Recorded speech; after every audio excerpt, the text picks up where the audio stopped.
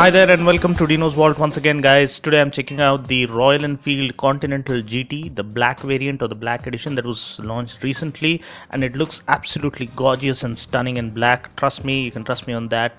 And Royal Enfield is a brand that needs absolutely no introduction here in India. The name itself is legendary.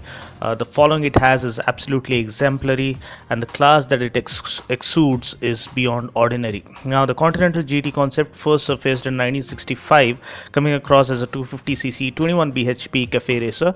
Cafe racing was first started in the 1960s by British motorcycle enthusiasts who were named as rockers or ton-up boys, whose goal was to able to reach 100 miles per hour, which was also known as the ton, along such a route where the rider would leave from a cafe, race to a predetermined point, and back to the cafe before a single song could be played on the jukebox. Now, the Cafe Racer was a light and amply powered motorcycle that had been modified for speed and handling rather than comfort. The design concept of a Cafe Racer was heavily inspired from that of a contemporary Grand Prix road racer, featuring an elongated fuel tank with knee recesses, low slung clip on handlebars, and a single person elongated humped up seat. Coming back to the bike in focus, now this bike we all know was launched last year, and I rode it last year. I have a full written review available on my website. You can check that out. Now quickly I'm going to give you an overview of this bike, talking about the design. It is so unique and so exclusive and so much out of the ordinary that it's truly one of its kind here currently in the Indian motorcycle market. It has been designed by Zenofia Designs, a company established in 2001 to specialize in design and development for the motorcycle industry, and whose client list includes the likes of Triumph, Yamaha, Aprilia, to name a few.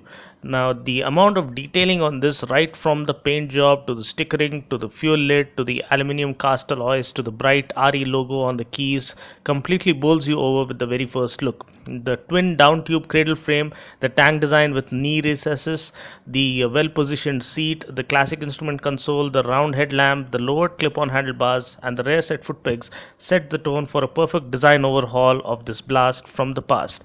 Now, the unbelievably stylish bar and rear view mirrors seem to perfectly complement and complete the already immaculate styling of the Continental GT. Talking about the performance available on board, the chassis was developed in consultation with Harris Performance. Now, Harris Performance Racing is a UK based company that designs, develops, manufactures and markets road and racing motorcycle chassis and components for a range of manufacturers, including the likes of Ducati, Honda, Kawasaki, Suzuki, etc. Their main aim was to make a nimble handler that could be ridden by professionals and beginners alike, and to make sure it offered razor sharp handling, rock solid stability and superior feel to the rider. This is by far and away the best handling Royal Enfield to date, and there's no doubt about it. Talking about the powertrain, it consists of a single cylinder 4-stroke air cooled 535cc engine, but it has a bigger bore, resulting in bigger pistons, bigger intake valves, lighter flywheel and a revamped ECU, all trying to boost up the power figures to the max. Now, with all the effort, it makes around 29.1 bhp of peak power at 5100 rpm and 44 newton meters of torque at 4000 rpm. Let's just sit back and listen to the exhaust note first. Now,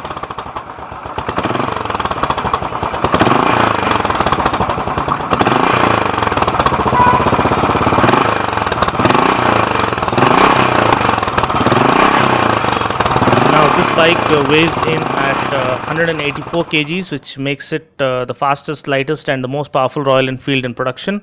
And talking about the braking power available on board, you get world-class Brembo 300mm floating disc with 2-piston floating caliper up front, and a 240mm disc with single piston floating caliper at the rear, and braking power is more than adequate. It is further aided by Pirelli rubber, and the world-class Pirelli rubber with 18-inch wheels. You get 100 by 90 front tire and a 130 by 70 rear tire. Even at higher speeds, you don't feel insecure because of the adequate braking power and the superb grip levels that the Pirelli rubber has to offer. Talking about the suspension and comfort, you get 41mm telescopic front forks and powerfully gas-charged shock absorbers with adjustable preload at the rear that have a sporty yet rigid feel to them, owing to the die-hard cafe racer character of the bike. The seat is well cushioned though. It has a single seat with the option of going for a pillion seat, but the company guys maintain it is best suited to riding solo. Seating posture might feel a little awkward first up, but once you get used to it, you'll start enjoying it. Mileage claim for this bike is around 41.1 kmpl, but you can expect around 30 plus in the city limits. Price ex-showroom Hyderabad is 1,95,783, and you have to spend around 3,000 rupees extra for those bar end mirrors. That's about it for now. Until next time, this is Dino saying ciao, take care, and God bless.